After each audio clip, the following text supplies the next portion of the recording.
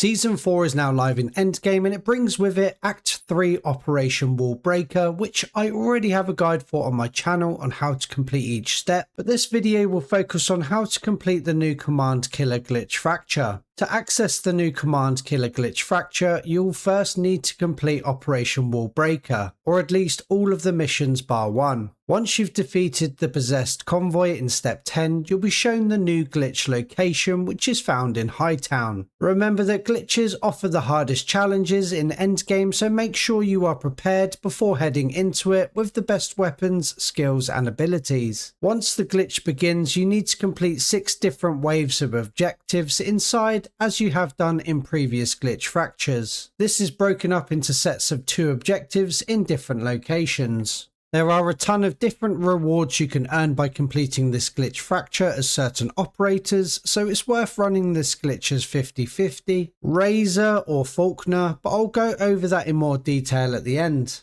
The first wave is a simple eliminate everything phase. You'll be rushed by lower tiered enemies that you just need to eliminate. Once you reach the right amount of eliminations, the threat will clear and another wave will come. This will happen a couple of times. This isn't a particularly difficult wave, but it is quite a tight space, so it's easy to get overrun. The first time I ran the glitch, I used the reboot with grenade bullets and it was absolutely fantastic for the large groups of enemies. Once you've cleared wave 1, you'll be moved to the cafeteria where you have to fight an amalgam elite enemy. The area is small and there are tables scattered around to hinder your movement. Again, it's not particularly difficult, but it does have a lot of health, and it performing its hook attack that pulls you in can replenish its health, so try avoid being harpooned by it. You get a decent amount of time to fight the amalgam at this stage, but aiming for its crit spot speeds things up quite a lot. Just try not to give it a health boost for free. Moving on to wave 3 and a new area. 2 tubes will eject out of the ground. You need to defend these 2 tubes against several smaller waves of enemies. Again, this isn't particularly taxing, just make sure you are checking both tubes are clear as you go. This wave takes quite a few minutes and large enemies like the Mangler will also spawn, but they are more interested in you than attacking the tubes like the Fears will. Do your best to eliminate the Fears attacking the tubes and you'll smash through this wave with ease.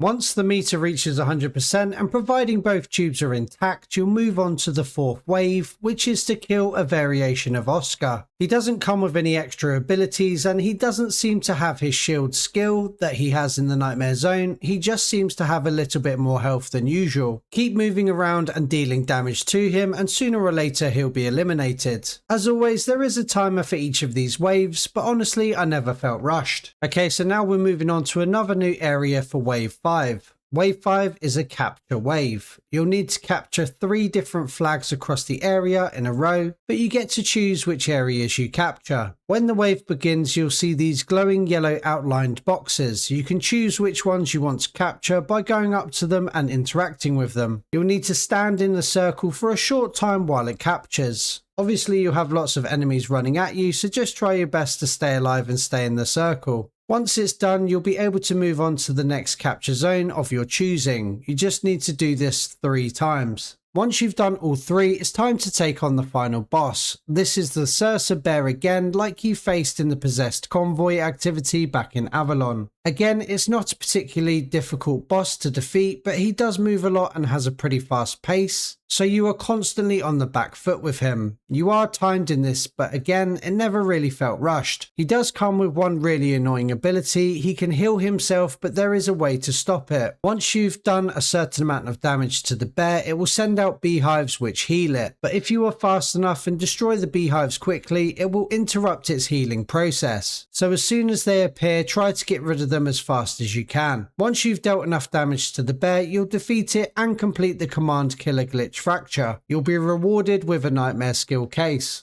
There are some rewards that come with completing the Command Killer Glitch Fracture as certain operators, which are 50-50, Razor and Faulkner. Completing it with any of these operators unlocks the Shatter Shock skin for whichever operator you took in. You can get the Shatter Shock skin for all 3 operators on 3 separate occasions. Unlocking one Shatter Shock skin will also unlock the Decay weapon camo. If you complete the Command Killer with all 3 operators, you'll also unlock the Visitor's animated weapon camo.